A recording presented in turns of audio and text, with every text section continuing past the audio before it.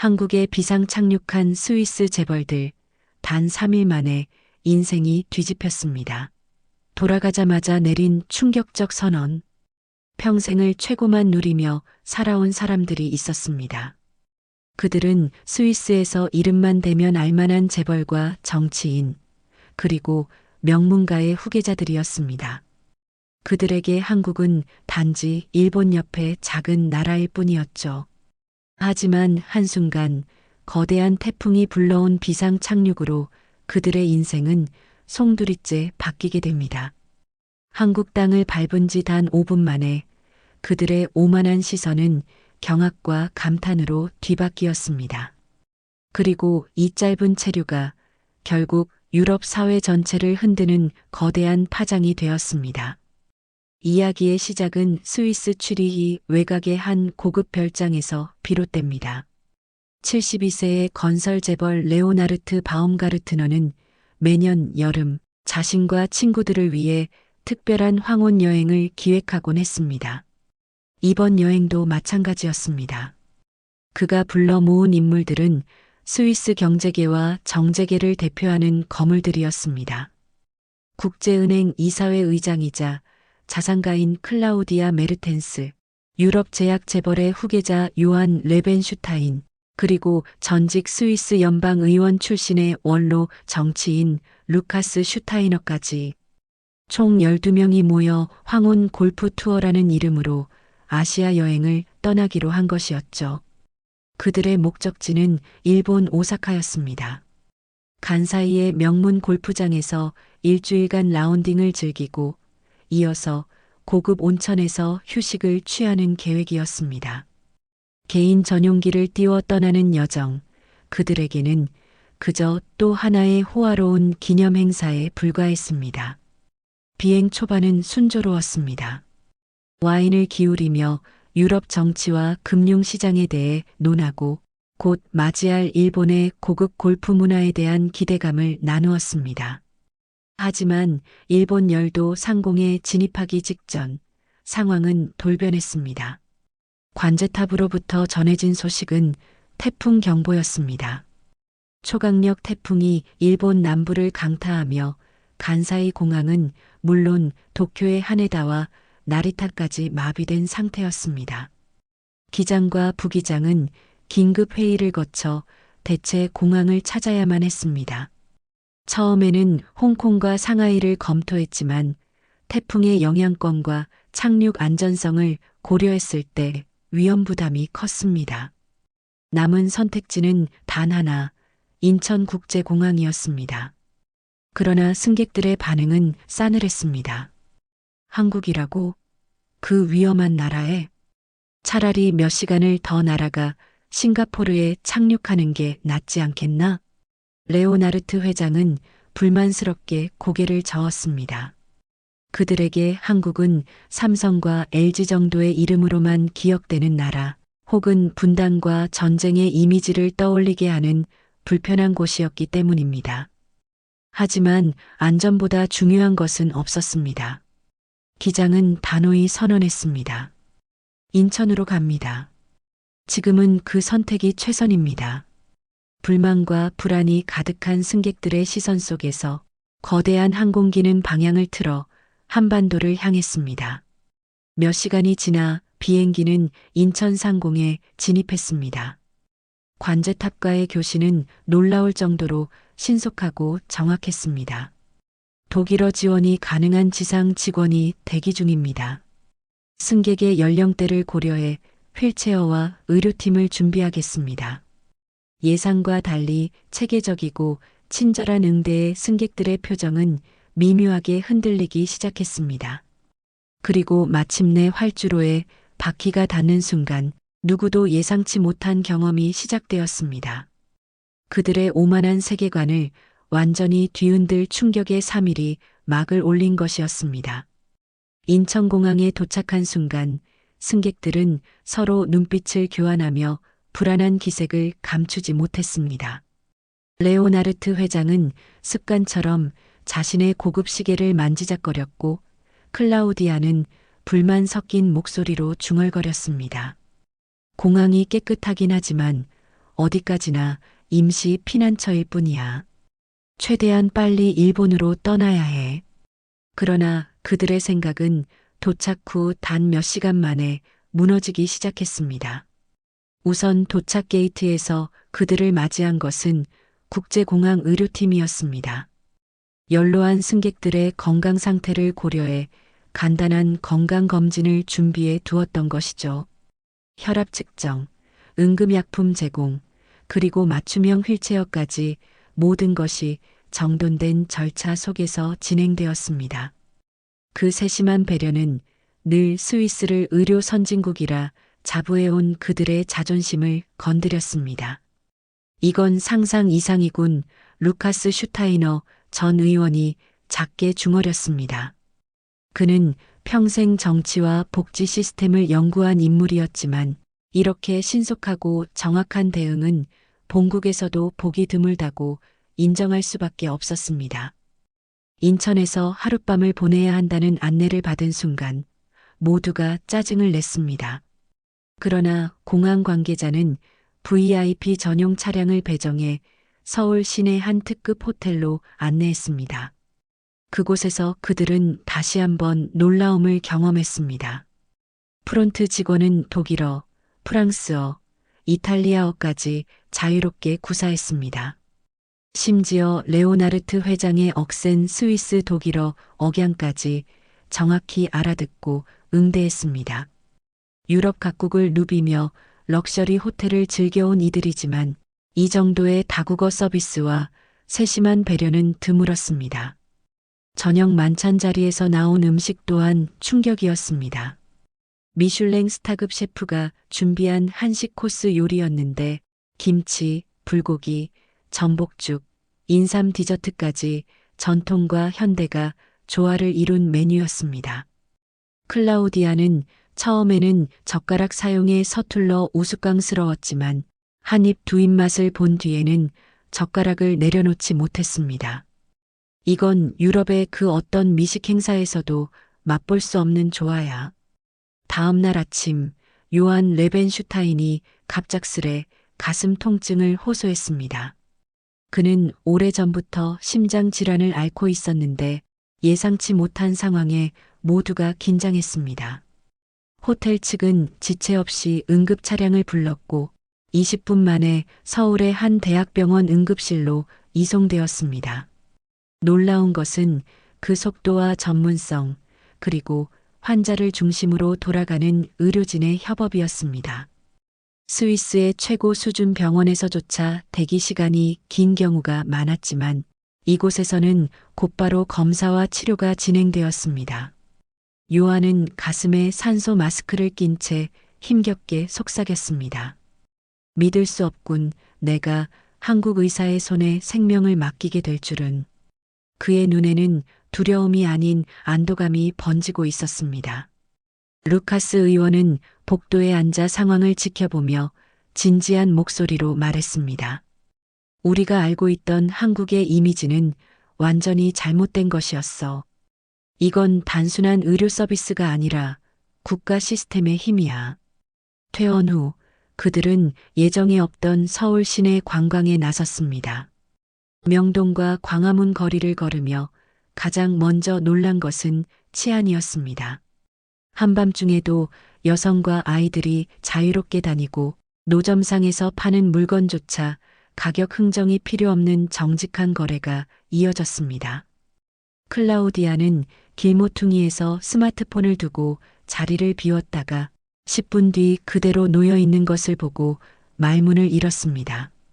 스위스에서도 이 정도의 안전은 장담 못해. 레오나르트 회장은 잠시 말을 잇지 못했습니다.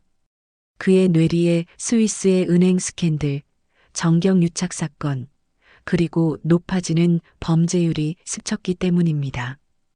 불과 하루 이틀 사이에 이들의 시선은 급격히 바뀌고 있었습니다. 한국은 그저 전쟁 위기 속의 작은 나라가 아니었습니다. 세계 최고 수준의 인프라와 시민의식을 갖춘, 그리고 무엇보다 사람을 존중하는 힘을 가진 사회였던 것입니다. 레오나르트 회장은 호텔방 창가에 서서 서울의 야경을 바라보았습니다. 무수한 불빛들이 끝없이 이어지는 모습은 그가 알고 있던 작은 나라라는 인식을 완전히 깨뜨렸습니다. 그는 혼잣말처럼 중얼거렸습니다. 우리가 그동안 얼마나 편견 속에 살았던 것인가. 서울 체류 3일째, 일행은 예정에 없던 초청을 받게 되었습니다. 한국 정부 차원에서 귀빈으로 예우해 간단한 간담회를 마련한 것이었습니다. 원래라면 그들은 이런 자리에서 격식을 차리며 형식적인 대화를 나누고 떠날 예정이었지만 이미 한국에서의 경험이 그들의 마음을 바꾸고 있었습니다. 간담회는 소박하게 시작되었습니다. 장관 한 명과 몇몇 고위 관계자가 참석했을 뿐 화려한 외교 의전은 없었습니다. 그러나 분위기는 진솔했습니다. 한국 측 인사들은 경제 발전 과정에서 겪은 고난, 그리고 이를 극복하기 위한 국민들의 희생과 연대 이야기를 들려주었습니다. 우리는 자원이 없는 나라였습니다. 그래서 사람을 믿었고 교육에 투자했습니다. 그리고 지금은 기술과 신뢰로 여기까지 온 것입니다. 루카스 슈타이너 전 의원은 그 순간 가슴이 뭉클해졌습니다. 자신이 평생 주장해온 사람 중심의 정치가 이곳에서 현실로 구현되고 있었기 때문입니다. 며칠 뒤 다시 한번 요한 레벤슈타인에게 기회 아닌 기회가 찾아왔습니다. 정밀 검진 결과 그는 즉각적인 시술을 받아야 했습니다. 스위스로 돌아가 치료할 수도 있었지만 의료진은 한국에서도 충분히 가능하다고 설명했습니다. 요한은 잠시 고민하다 고개를 끄덕였습니다. 내 생명을 여기 의사들에게 맡기겠네. 시술은 성공적이었습니다. 그는 회복실에서 창백한 얼굴로 친구들에게 속삭였습니다. 한국 의사들이 나를 살렸어. 스위스 최고 병원에서도 이렇게 신속하고 따뜻한 치료는 받아본 적 없네. 그의 말은 일행 모두에게 깊은 울림을 주었습니다. 특히 클라우디아는 그 순간 눈물이 맺혔습니다. 우리는 늘 스위스가 최고라고 믿었지만 지금 내 눈앞의 현실은 그 믿음을 부수고 있군요. 일행은 다시 시내로 나가기로 했습니다. 이번에는 단순한 관광이 아니라 한국의 일상 속으로 더 깊이 들어가 보기 위해서였습니다. 홍대 앞의 젊은 예술가 거리, 남대문의 재래시장, 그리고 작은 동네 도서관까지 그곳에서 만난 한국인들은 누구나 친절했고 당당했으며 공동체를 먼저 생각했습니다. 특히 도서관에서 만난 한 대학생은 그들에게 이렇게 말했습니다. 우리 세대는 전쟁을 겪지 않았지만 부모 세대가 피와 땀으로 일군 나라를 이어받았습니다. 그래서 우리는 더 크게 세상에 기여하고 싶습니다. 레오나르트 회장은 그 순간 충격을 받았습니다. 스위스의 젊은 세대는 풍요 속에서 방향을 잃고 방황하는 경우가 많았기 때문입니다. 그는 스스로에게 물었습니다. 정말 누가 선진국이고 누가 배워야 할 나라인가? 체류 마지막 날 인천공항으로 돌아가는 길의 일행은 마침 대규모 태풍 피해 지역으로 긴급 파견되는 한국 구조대를 목격했습니다. 수십 명의 구조대원과 의료진이 정비된 장비를 싣고 신속하게 출발하는 모습은 장관이었습니다. 그들 중 누구도 주목받거나 보상을 기대하지 않았습니다. 그저 사람을 구한다는 사명 하나로 움직이고 있었습니다. 루카스 의원은 차창 너머 그 장면을 지켜보다가 깊은 한숨을 내쉬었습니다. 우리가 유럽에서 자랑하던 복지와 제도, 그 근간을 지탱하는 건 결국 사람들의 의식이었어. 그런데 지금 내 눈앞에서 나는 진짜 공동체의 힘을 보고 있군. 클라우디아는 조용히 고개를 끄덕였습니다. 그녀는 마음속에서 무너지고 있던 우월감이라는 벽이 완전히 사라진 것을 느꼈습니다. 비행기에 몸을 싣고 다시 스위스로 향하는 순간 모두는 묵묵히 창밖만 바라보았습니다. 불과 3일 전 그들은 한국을 임시 피난처로만 생각했습니다.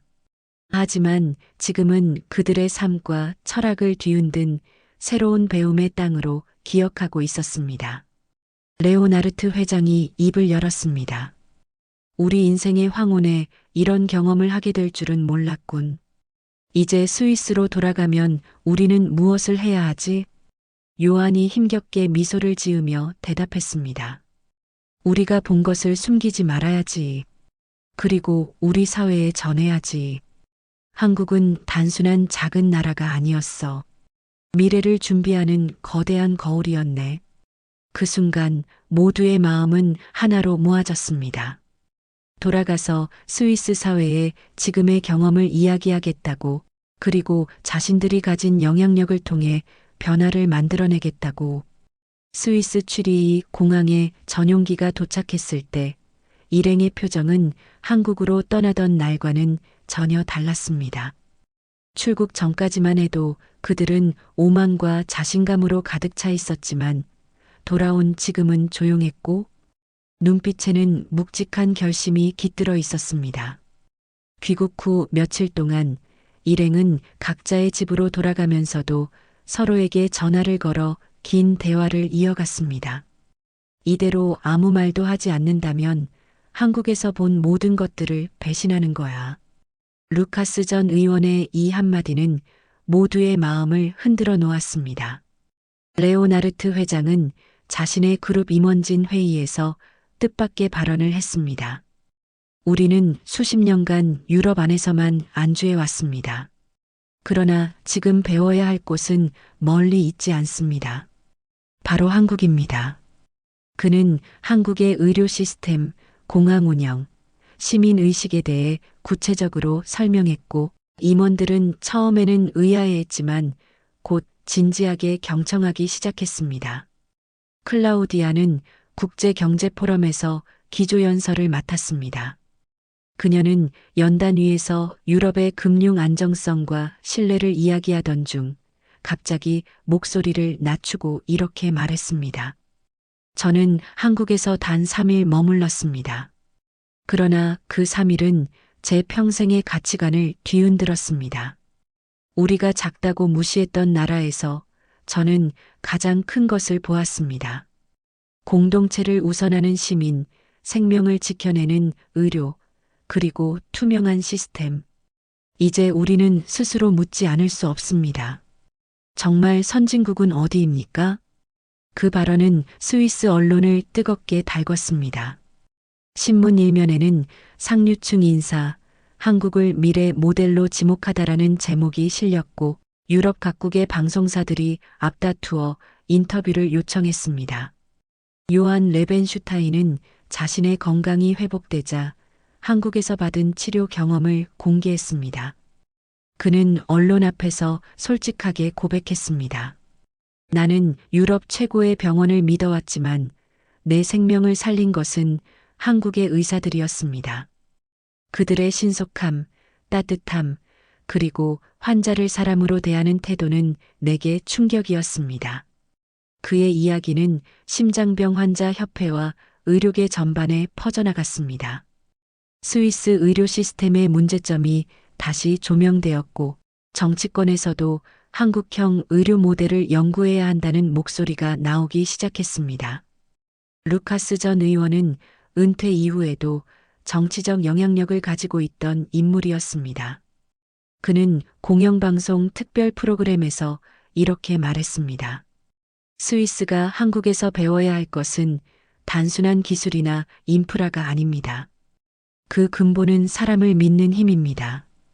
우리는 너무 오래 시스템을 자랑하면서도 정작 시민의식과 공동체 정신을 소홀히 해왔습니다. 하지만 한국은 그 약점을 극복한 나라였습니다. 그의 발언은 큰 울림을 주었고 젊은 세대의 공감을 이끌어냈습니다. 소셜미디어에서는 한국에서 배워야 한다는 해시태그가 확산되며 하나의 사회적 운동처럼 번져나갔습니다.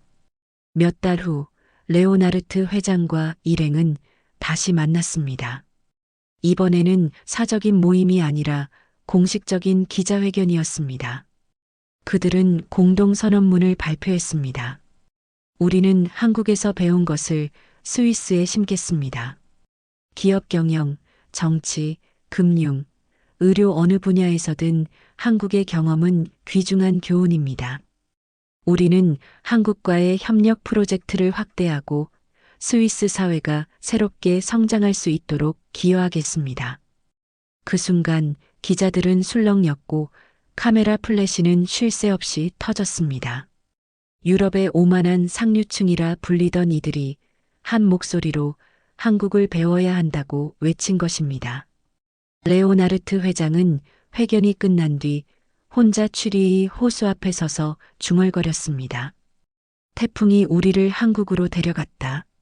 하지만 그건 단순한 우연이 아니었어. 우리가 변화해야 한다는 운명이었지. 그의 눈빛은 여전히 날카로웠지만 그 안에는 새로운 겸손과 희망이 담겨 있었습니다. 그리고 그 옆에서 클라우디아와 루카스, 요한이 차례로 고개를 끄덕였습니다. 그들의 선택은 단순한 여행의 기억이 아니었습니다. 그것은 유럽 사회에 던져진 도전이자 미래를 바꾸는 시작이었습니다. 여러분, 레오나르트와 그의 동료들은 결국 한국에서 배운 가치를 스위스로 가져가겠다는 결정을 내렸습니다. 여러분은 이들의 선택을 어떻게 생각하시나요? 그 선택을 응원한다면 좋아요를 눌러주세요.